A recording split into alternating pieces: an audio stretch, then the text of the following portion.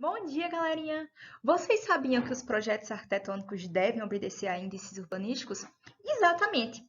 E o que vem a ser os índices urbanísticos? São ferramentas utilizadas há muito tempo, na verdade há décadas, que vão, de certo modo, orientar ou induzir como queremos que as edificações sejam feitas. E quando eu digo nós, estou me referindo aos planejadores urbanos, aos urbanistas, os engenheiros que estão envolvidos no processo direto de produção do espaço urbano. Os principais índices urbanísticos norteadores são a taxa de ocupação, o índice de aproveitamento do solo, a taxa de permeabilidade. Esses três são os principais, juntamente com os afastamentos, os recuos, conhecidos por recuos. Hoje vamos falar um pouquinho sobre a taxa de ocupação. E o que seria a taxa de ocupação? Na verdade, ela é a relação percentual entre a projeção da edificação e a área do terreno. E o que isso quer dizer? Bom, daqui a pouco eu vou explicar o que seria a projeção da área da edificação. Mas no frigir dos ovos, o que ela quer dizer é o quanto do terreno eu posso construir. Do terreno entendendo enquanto percentual. Assim sendo, quando vocês abrirem uma legislação urbanística e encontrar lá a taxa de ocupação mínima 20% e a taxa de ocupação máxima 80%, a gente deve interpretar da seguinte forma essa informação. O terreno ele está em uma região da cidade que já é dotada de infraestrutura.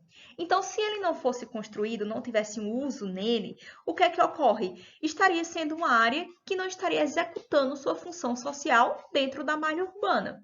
Por isso que se tem uma taxa mínima de ocupação, exatamente para tentar induzir que essa área urbana esteja aí de acordo e, consequentemente, tendo um uso característico urbano. Quando a gente tem uma taxa de ocupação máxima, ela está aí para nortear, tanto em relação à infraestrutura alocada, então de modo a não se construir demais e depois essa infraestrutura e ficar sobrecarregada e, consequentemente, não dar conta da necessidade, como do mesmo modo ela acaba fazendo com que todo o terreno não seja ocupado. Isso acaba acarretando ou influenciando em dois grandes aspectos. O primeiro tem a ver um pouco com a permeabilidade. Lembrando que não está ocupado não quer dizer que é permeável. Por isso que vai trabalhar em consonância aí com a taxa de permeabilidade.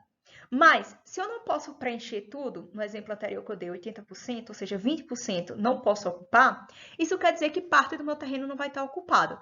E aí, eu vou utilizar de outros meios para fazer com que isso seja permeável. Então, isso vai acabar ajudando aí no processo hidrossanitário da cidade, certo?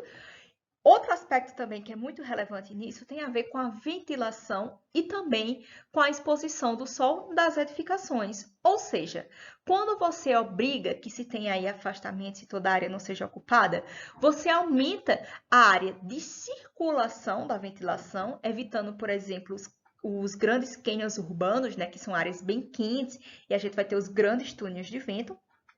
Paralelo a isso, a gente também tem a influência de permitir que o sol acabe atingindo diretamente a edificação. Então, isso tudo acontece para tentar melhorar a salubridade do espaço. E como seria calculada a taxa de ocupação? Bom, um modo de cálculo é através dessa equaçãozinha aqui. Vejam que ela é bem simples. A taxa de ocupação é igual à área da projeção do terreno, a área de projeção construída, dividido pela área do terreno. Isso vezes 100 para a gente ter o nosso valor em percentual. Agora, lembra que eu falei para vocês que eu ia discutir um pouco o que seria essa projeção? Vejamos os seguintes exemplos aqui, tá? Nesse caso específico, a gente tem um térreo com a mesma dimensão do primeiro pavimento. Ou seja, como a gente está falando de projeção, quer dizer que a gente vai considerar o mesmo valor, 18%. Então, quando a gente fala em projeção, seria como se a gente achatasse toda a edificação.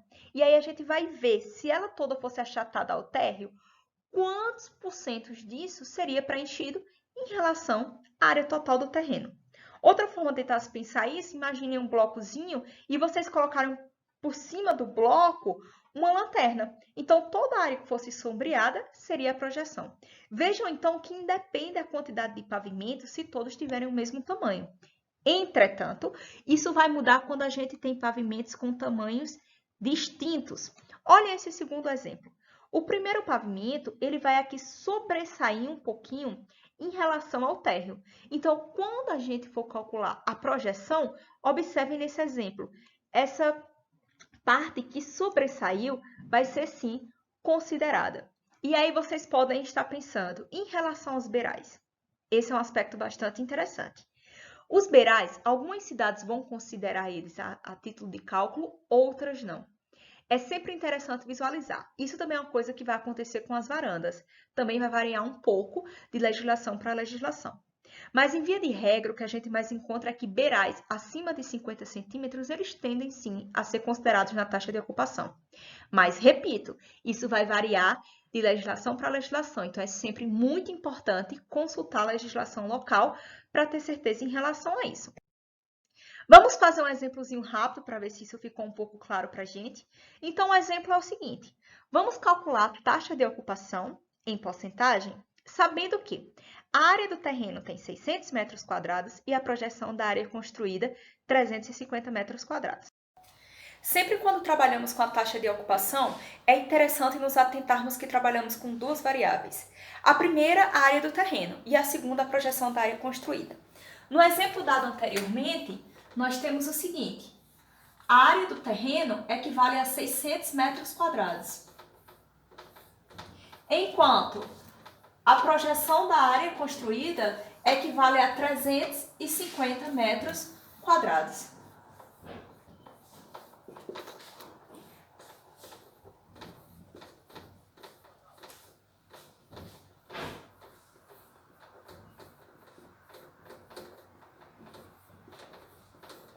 Sempre quando trabalhamos com taxa de ocupação, é interessante lembrar que, via de regra, a gente vai trabalhar com a medida em percentual. Então, quantos por cento daquele determinado terreno foi construído, certo?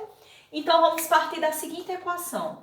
Taxa de ocupação, ela vai ser igual à projeção da área construída, tá? Vou colocar aqui PAC, vezes 100, exatamente para a gente ter a medida em percentual. Tudo isso dividido pela área do terreno.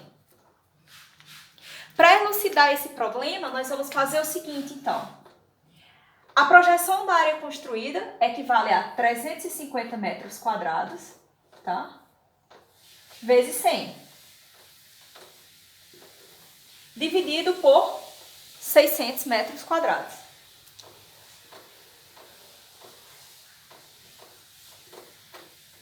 Quando fizermos esse cálculo matemático, vamos ter em média, tá? 58,33%. Isso equivale a dizer que, nessa determinada situação, seria coerente dizer que 58,33% do terreno teve enquanto projeção de área construída.